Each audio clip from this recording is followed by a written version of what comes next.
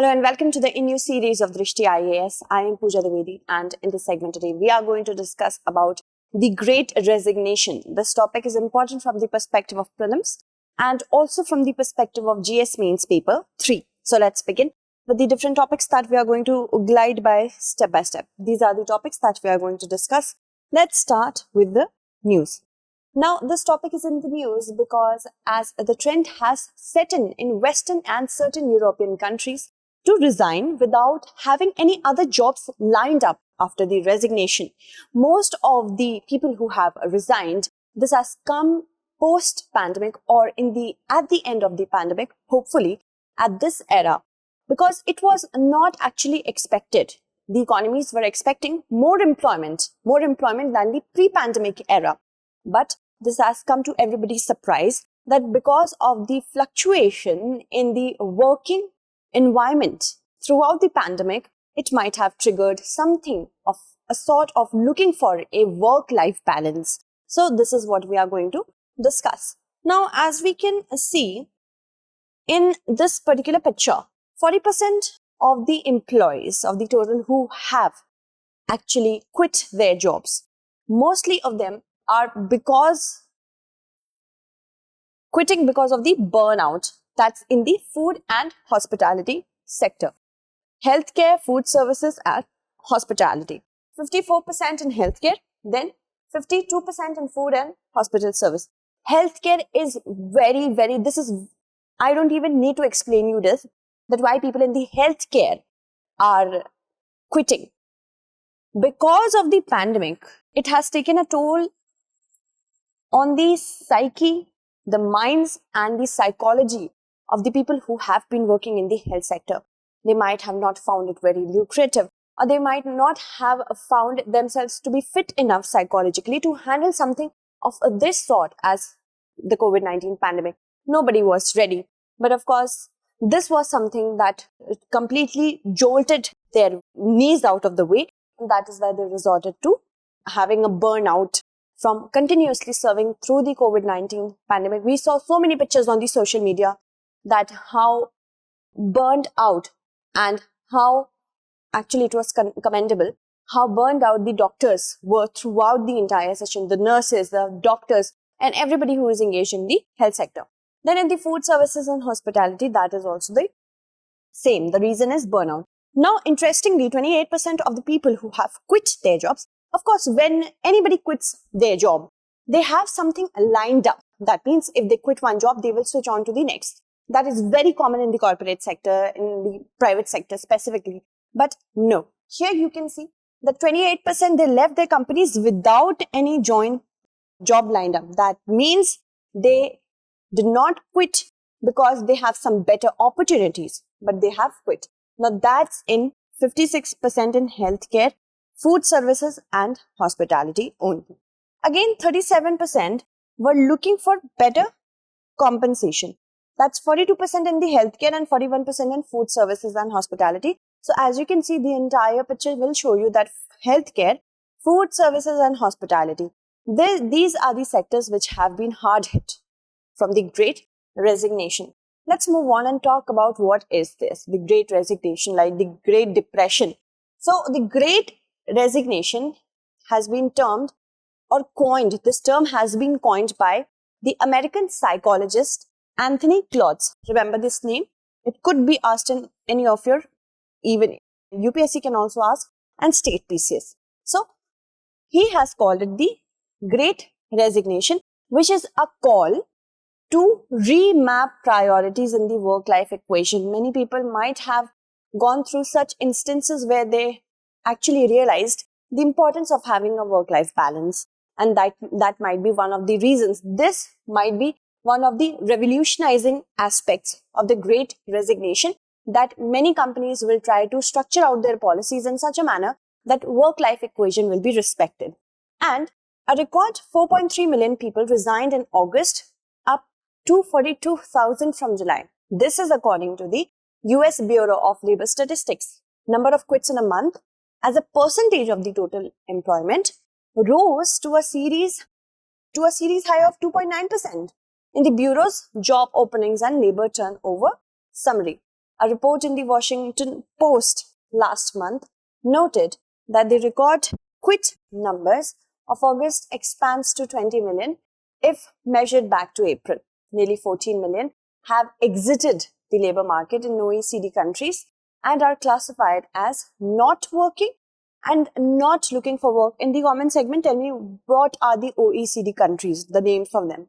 So, 14 million, they have exited the labor market and they are not working currently, not even looking for jobs. So, the pay might not be the issue. The issue might have been something else. Okay, moving on. Lessons which have been taught by COVID has made this change to come. Now, one thing that we need to understand here is the countries which have seen skilled and non-skilled jobs. Both, it was lost because of the pandemic. But after the economy, the wheels of the economy started to turn around, it was expected that, okay, everybody will come back and join. Most of them have not even rejoined after the pandemic. And one thing that we need to keep in mind is that there is a mushrooming or sprouting out of many startups in Berlin. It has been seen. And because of the new startups, people in India as well as China, in their age group of 30s to 40s, they have been joining the startups. So this is a very important, it's kind of a watershed for startups as well. And what has changed actually? What the COVID has taught us in the sense that during the pandemic, there was a flexible approach to work. There was a more flexible approach to work. People could work from home. People could, if there is a certainty of safety, they could equally pay attention to work from office. So as the work lifestyle has changed, people might be thinking of looking through the prism of work-life balance and not being in the job from the office for 9 hours, 8 to 9 hours.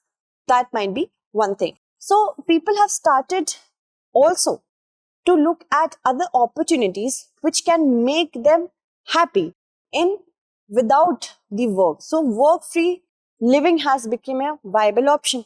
But that is also because of the certainties in their social security and the unemployment benefits. They might be getting that, otherwise they wouldn't have the luxury to just walking out of the jobs. As in India, we cannot do that. Also, if we talk about the Reddit forum, r/antiwork or rantiwork, which has been in existence since the year 2013, it has gained followers. That means it shows the narrative or the mindset of the current population, which is quitting the jobs. Now, here you can see the data. Rantiwork or anti-work, it has gained over 920,000 followers and saw more than 1,400 posts. That's on a daily average. Now, as I told you that work-life balance might have become the priority of most of the people, it has. And one thing that you need to be very mindful of here, the fact that people are not even asking for higher pay. That's the thing, they're not asking for higher pay, but they are proving that work-life balance is a priority, the quality of life. And who's quitting and why? So as you can see here, we have provided the data who is quitting. Basically, people in the retail, healthcare and hospitality sectors are doing so. Many were willing to switch jobs or reevaluate their skills if they needed to break off from that monotony, or if they did something that they can actually provide importance to both work and the quality of life, spending time with their family or enjoying their lives. And quits increased in accommodation and food services. The data is given wholesale trade and state and local government education. Now, Central and Eastern European countries and in Germany, they have recorded a fall in the skilled labor force, especially the white collar jobs. As I told you, there has been a mushrooming of startups in Berlin and people are joining it. Startups have become more prominent in the post-pandemic era because they are significantly paying higher. This is one of the reasons. Mid-ranking professionals in the US are doing so as well. And if we talk about this news piece, as you can see, the severity of the situation, that the Missouri schools, they are hiring their own students to plug the staff shortages. This is a reality right now. Let's move forward and talk about the situation in India. In India, most of the Indians do not have the luxuries for doing that first. Secondly, there is a difference in the market of the West and market in India.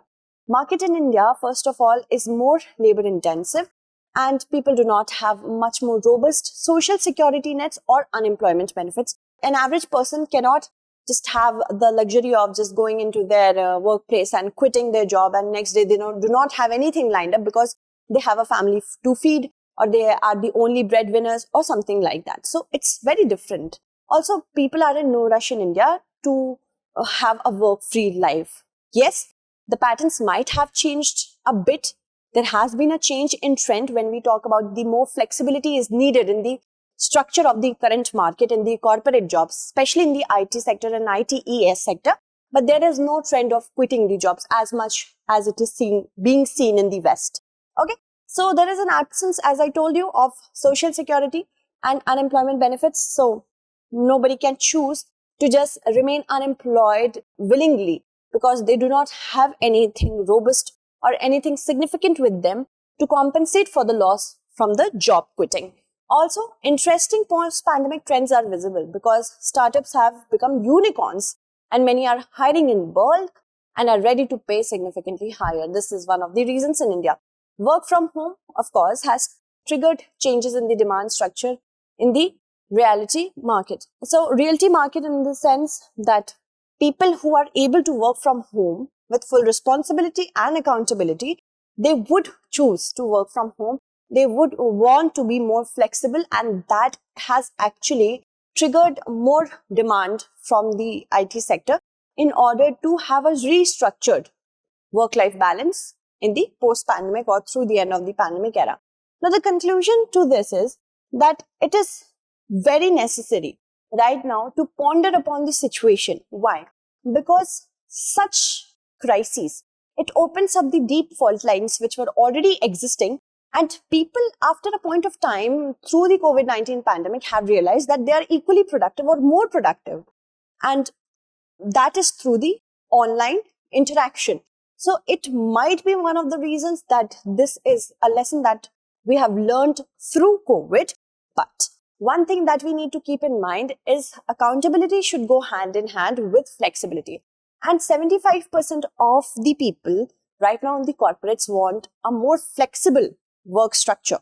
They want to be more engaged with those companies which provide them more flexible structure of either working from home or working from office, especially mothers who want to work, and especially those people who cannot afford to leave their homes. Either they are taking care of an elderly or something of the other sort. So people do want that because they have now experienced that it is possible to work from home more productively.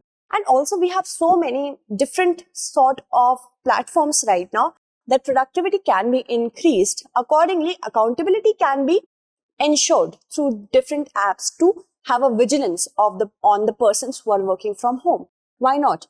Accountability and work-life balance should be respected because monotony can really set a rot into a person's life. If monotony goes on and there is no proper time for a human being to prioritize their personal life as well, it will actually damage the person as a human being. So that is something why we say all work and no play makes Jill a dull girl. Okay? And more innovations are needed in the field of ensuring accountability and enforcing productivity through different online digital platforms where work is possible without any human interaction on in-person basis. And change in work policy, this is one of the reasons that efficiency can be increased. In the sense, efficiency not only in terms of productivity from the human resources, but also not have to pay a lot in terms of electricity bill or any sort of physical infrastructure is needed when people are working from homes. This could also be possible. So we can reflect on it. Let's look at our mains-based question. Now, what is the Great Resignation? Discuss about the policy structure for a better work environment. In the post-pandemic world, you have to write it in 250 words. Okay. So that's it for today. Tomorrow we shall meet again with another segment. Until then, stay updated and thank you so much for watching.